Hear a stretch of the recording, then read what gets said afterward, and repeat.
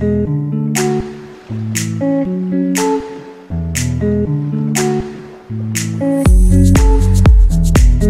dis, j'insiste bien, c'est une salle mythique. Hein. Oui, oui. Ah, donc, voilà pourquoi avant j'ai de poser prendre cette salle, question. il faut avoir la licence de spectacle. Ok. C'est pas des salles, voilà. Oh, ça va, on a doublé. Je souligne bien.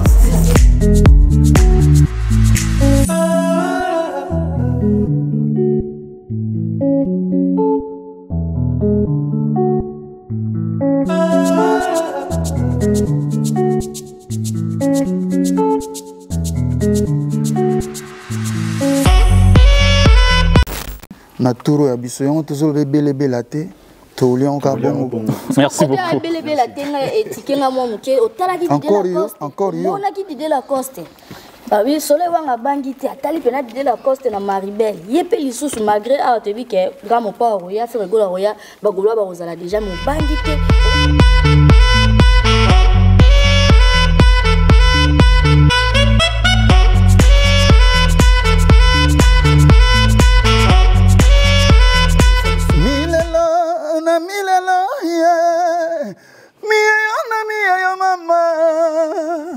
Milelo double soti kangana mawana ngai moko l'ouro en espèce na lela kase yo franco affaire étrangère nangana lela kale roi soleil plaisir peut sentiment parce que normalement nous en a sengo nous en a joie moko incomparable sentiment na yo nini sentiment nini aux en fort et puis ça motivation parce que je vois là tu es vraiment motivé.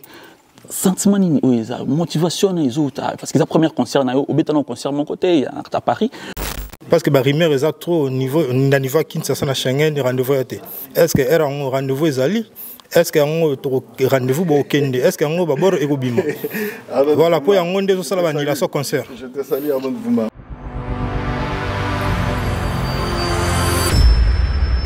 Arnold de Fouma.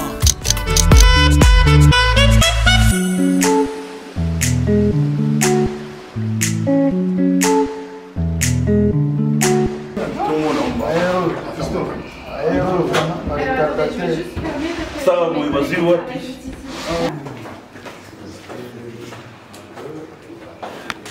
13 novembre, ici. La 13e bar. Vous avez besoin déjà? Il faut oser. Il faut oser avoir retardataire, vraiment, vraiment, ça, la cigare, vraiment. Alex, 2 minutes. 2 minutes.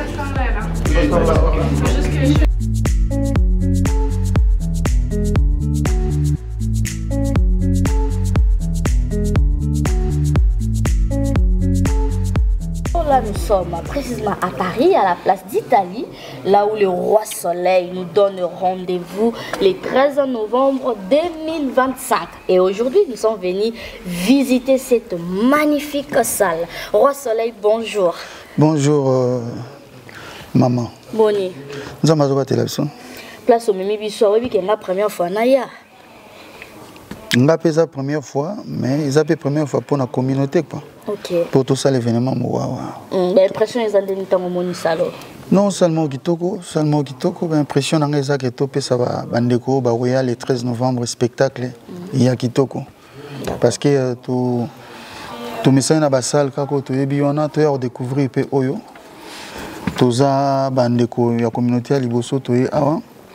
Na salle au 13e art donc tout ça la fierté il y a drapeau na biso RD Congo to yobeta musique yo na cadre communauté to yokotombo la bendele awa ya on toza penda na besoin de soutien ya communauté mobimba voire même bande qu'on a besoin pas étranger tout ça. Très bien mais au poni pourquoi parce que mon tout à l'heure ça les allons les choix à place. Non ils ont choix ya maison de disques donc double S prod batala ka ke oui, moi pas à mieux placé pour faire on question sous réponse en mais selon moi il a dit que bamone que tout qui n'a qu'à place mon côté tout n'a qu'à côté mon côté Paris est vaste ils appellent monene bisiki belé qui tout ils ont belé ça les a mabé na limité ils ont vraiment qui tout marquage acoustique bien bah ça là il faut tout changer puis moi regarde na biso vis-à-vis à ça l'autre mais ça n'a déjà très bien côté capacité parce que bah nous sommes surtout les salle bah casino les ali à demi place ça total bien côté bah mami là 900 mata capacité là ça va Namoni serre na biso lobaki 900 places on dirait. 900. Donc manager za awa lobe na sonné 900 places. Ezam qui est belé to pona ndé. Non, so eza pona musique, ça me va. Eza pona musique, ça me va. Papa donc souvent on c'est pour polémique mais on loba pe ah les petites places wana ezam qui est pona yé pourquoi au bani ba 2000 ba 3000 places. Non, nyonso eza ba salle producteur on nga azulinga oyo bien on a obeta awa. OK. Mukolo producteur ola mukabia zo mususu to kesukuna. Le roi bazuna oyo yango tozana kosi. Tozana on a 13e art. OK. Voilà, eza salle mythique hein, s'il vous plaît. Je précise, eza salle de fête T. Mais Togo ça peut faire toujours.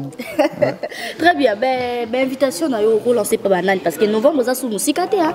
Déjà na monakio na ING, c'était très bien. Ba golo pe ba roya na novembre pour na yo to ndeni. Ba public na musique na biso na mona ba fanatique mais ba golo ba surprendre ngai quoi. Na zo mona ba lo wa bana ba otien le bon papa mon maman ba jouer éducation moko. En tout cas ba golo ba très gentil. Je pense que nakuta na bango belé ba rassurer nga ke ba ozala mais na empêcher pe ba fanatique ya ba groupe mususu te o ba nga la bonne musique ba betela biso 6 parce que ils a RD Congo moto. Oui, comme le espoir kana ba golo. Non, ils ont tout espoir te, c'est d'abord Soleil qui va jouer sa musique. D'accord. Ils ont ça na ngani na yo beta mais to ferma ba porte te na bandeko yo baza près ya koya. To bandeko ba yamba ki ou bien pas na bango. Donc oui ba ke ba golois na ba fanatique ya ba musique et tout, ba Kofifil, ba diva tout ça boza bienvenue. Sans oublier ba fan na ngamo ba Noirit, ba Wangashu, ba prince na ba princesse. Donc boya pena ebele mais ba fanatique tout, il y a la bonne musique, il y a ba master tout, ba se pela beta tout. Pourquoi pas na ratsa stade des alara ba supporter à Vita tout ya Barça te. Ata Real on beta te mais ba supporter à Real pe bazalaka. Mais va prier que Barça pour là. Donc tout ça na besoin ba tout. Est-ce que les autres romans appellent que non na ba invité parmi ba invité na yo. Tout le monde peut grand prêtre Kofi Olomide. Mais il y a des invités dans la Sinaloba qui ont des invités dans la on a perdu. Kofi Olomide mo pas des invités dans la donc il va déjà qui a Rosala faire épée boyebik à Rosala. Donc éviter informer bisoka. On est comme le roi Lin et papa Linda Like, il pas ya ofuta nyongo. Yo na tala ba émission na comprendre bokenda mais na bezo okenzela. Oh la kenande ni normal. Et talingate donc le 13 novembre faire go la paix à Rosala. Très bien. Ah azaba on a ba invité de marque nanga. Mais ba invité surprise pe bazali. D'accord. Mais obi ke toyemba na modogo barambo à Rosala. Toyemba na vient na Luciana à Rosala. Toyemba na Mabialo yepé à Rosala. Ba master tout ou au CPLA beta tout pourquoi pas. Très bien. Les endroits tous ont le droit faire de la musique quoi donc Soleil. Ouais. Aux hommes on a été que soit déjà Kofi Olomide Zali, Ferrego Lazali, Modogo Zali, Salu on a c'est Bukana. Teto ninga te Bukana pour producteur na ngata na ba million te au bon ça salo. Donc ezala kaka base la pekaka. Que vive la musique quoi. Très bien. Oh, F guerrier, zala côté. Il y a bêti moi trop, il peut bêta. Donc après ça va? Ça fait plaisir.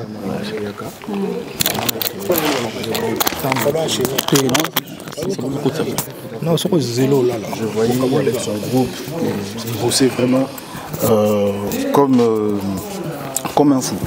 Donc, raison pour laquelle je jugeais qu'il fallait qu'il paie Aya Abeta Salmo. Donc, raison il y a Salmo Zalika uniquement parce que Congolais n'a Abeta. Ils ont Salmo, tout ça, mais amis mythiques. Ils arrivent à 900 places. Donc, j'espère que m'a invité ou il a invité. Bon, heureusement, on n'a pas tous les billets s'il moi, boucané Zala. Et encore moi, en 2 jours. Oui, pourquoi pas. C'est ce que je souhaite pour lui. Ce qui est ici, on samedi, qui est depuis dimanche, donc il n'y a pas de problème. D'accord. Donc, voilà. Non, la question qu'on a posée parce que affaire à nous, ils ont trop. Évidemment, tu as vraiment micro. Affaire à nous, ils ont trop.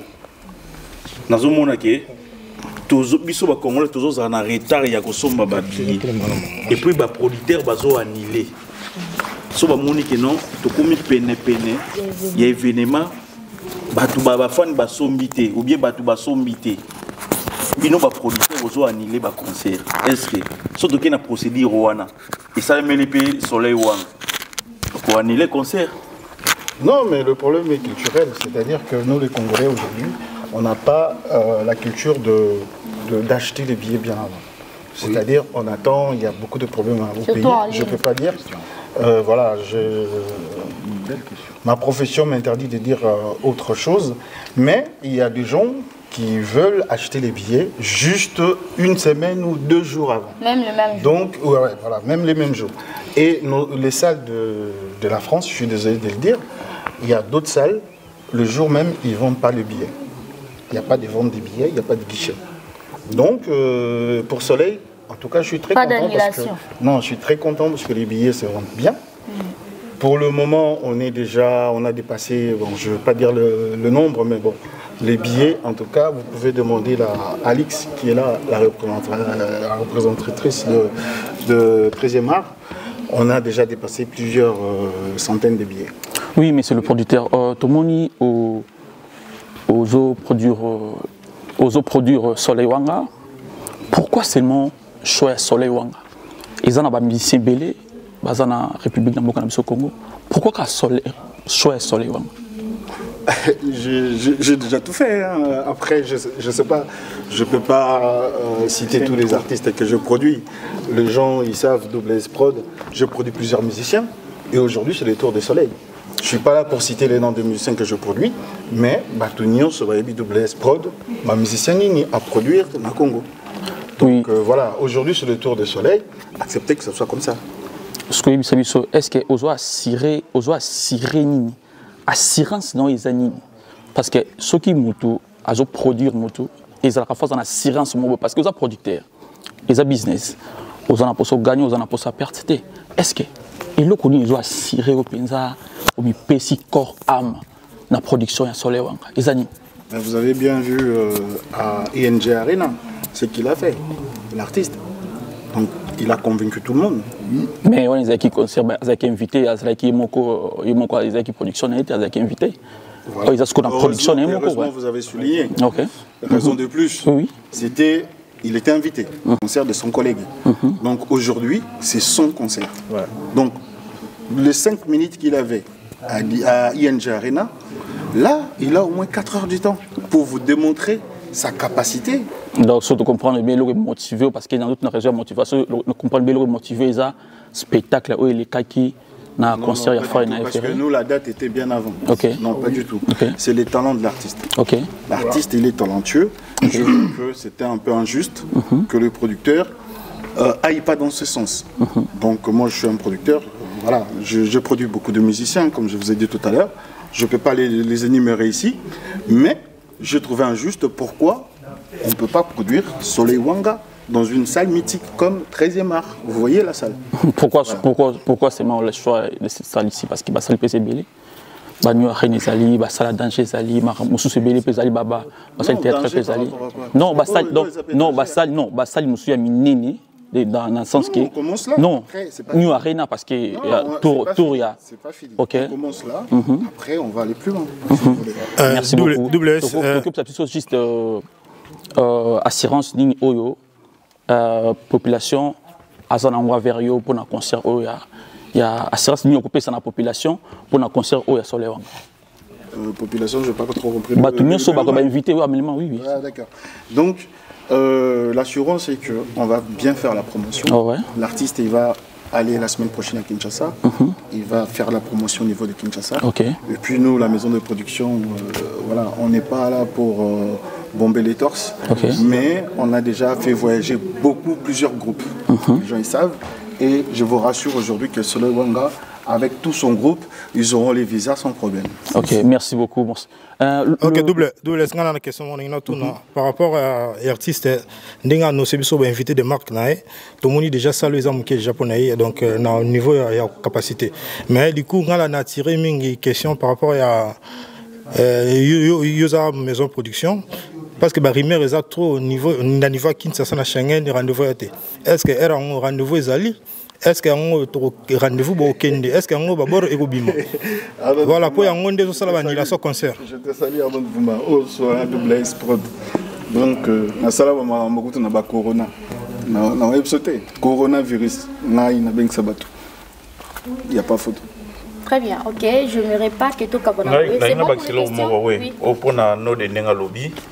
Et neti ba fani ya soleil ba compter mingité na ba ministère soleil ba compter yemona parce que yemoko nde mutu asala kombo na e tout à la ba mission te donc ba mission baza na visa te moi je sais que avec bon chanteur donc makambo eleka nango bien on a répondre na place à nini quoi. OK, compliment. Ouais. Roi soleil moi le avant vous et ça va bien. Bandeko yo balanda biso oso va bien na bino et tokuta na awa salo ezaki toko donc to bina to yo kasusu la belle voix ya soleil wanga wa sepelisa biso milela na milela yeah miya yo mama milelo na milelo double sotikanga na mawana ngai moko lourd en espèce na lela kase yo franco affaire étrangère na ngana lela kale roi soleil mbodo yeah. Donc boya bine belé le 13 novembre tous en a bana poto équipe amnene za F guerrier baza ba Jules Nzeza ba ozana ba DJ Bobo ba ozana ba Général Mix ba Manaja ba nani tout ça ba Papa Paradis Mutakatif Shigito Paradis Secret Resto donc biso tout ozala wana pena base za kitoko vous avez billet héros pour les moins compliqué. Okay. Vraiment l'artiste merci beaucoup. Tout le monde est sa première concert na yo plaisir et sentiment parce que normalement on a joie moko incomparable sentiment na yo nini sentiment nini za mo fort et zo pesa motivation parce que je vois là tu es vraiment motivé sentiment nini za motivation na zo parce que la première concert na yo obetana concert mon côté à Paris mais la première concert na yo oza vraiment motivé oza la joie pesa to mes secrets na ezani. On y a une réponse déjà dans la question Tony. Na beta na Paris, mais na beta des salles bentikte yangamoko. Oui, c'est ça. Soleil. Donc plaisir nanga yangwana. Donc plaisir nanga za ko mona plaisir au to pesa bandeko. Oyo ba misusu ba ko découvrir penda soleil jour ango. Parce que les apena événement ya munene na nto zongo bongo. Et c'est une fête ceux qui musalo salara. Bah mathieu promotion aux en canate aux fachete aux en a plaisir donc ko banda voyage qu'on a bande qu'on a salle yonde bah tu vas comprendre qui est vraiment le roi soleil artistiquement parlant. OK, merci beaucoup. Message digne ko pesa na ba fine na yo oyo ba ko ya ko mona yo na spectacle pe ba ko ya ko kamisa. Non message ezaka ke ba ya boya pene belé bo sala nga plaisir et comme il peut tourner biso donc bo soma habillé bo sala pena gentil. Boya, tout ça la fête ensemble, les beaux découvrir ce que le roi soleil, ninga se déchaîne à Penza, il y a beaucoup mobimba, il y a soirée mobimba, mais il y a 19h, nazobeta 7 et il y a 19h. Donc bateau bozo somba déjà ba billet bozo mona que 19h porte fongwami, tous à l'heure pour ba concert à 3h du temps évidé. Donc on en a besoin tous à l'avant, tous à la musala, plaisir nanga yangona, ya yamba communauté, na turo ya biso yango tous le belle belate. Merci beaucoup. Encore yo. On a qui dit la coste.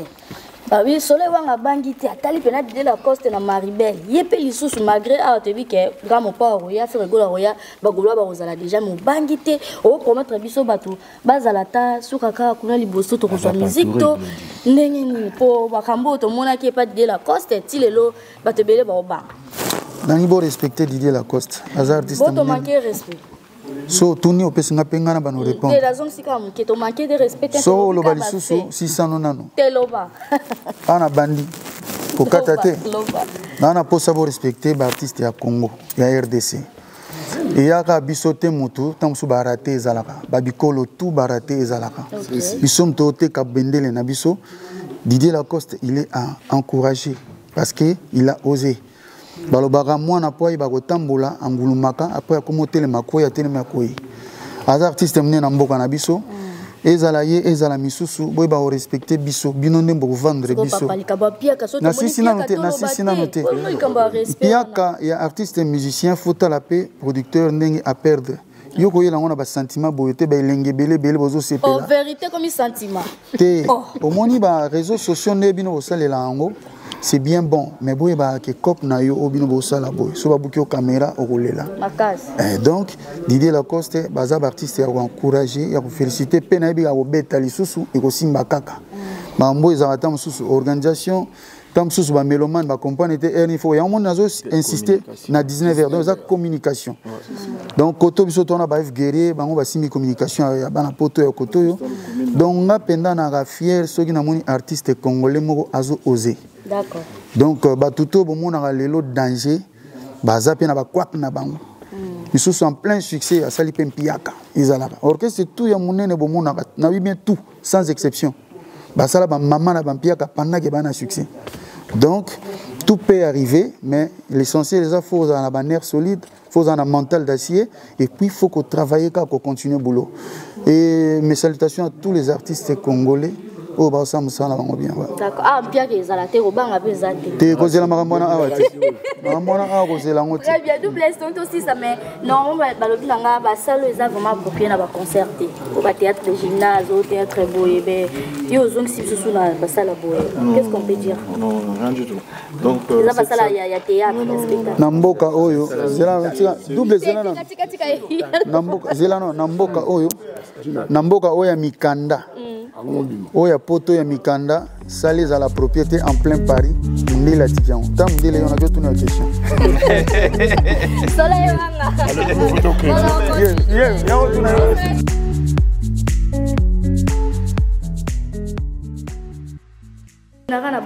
pourquoi non, nga za mona matete déjà. Non, nga za mona matete déjà. Donc va beta moi li solo parce que ba te belé ba taxa nga voilà. Donc moi je dis aujourd'hui, regarde mon pote d'enfance, il est là, Fiston le Komina. Tokola il a Kasavubu. Na moi na Kasavubu né grandi. Mais les mususu bana matete quand les mususu so coopérer bien. Oui, siko neti na mwana café pe lokola nga. Ezama be. Pour soleil wanga mwana café. Nga mwana café talata ba master so d'enfance. Ah donc ils allaient vraiment pour l'artiste avec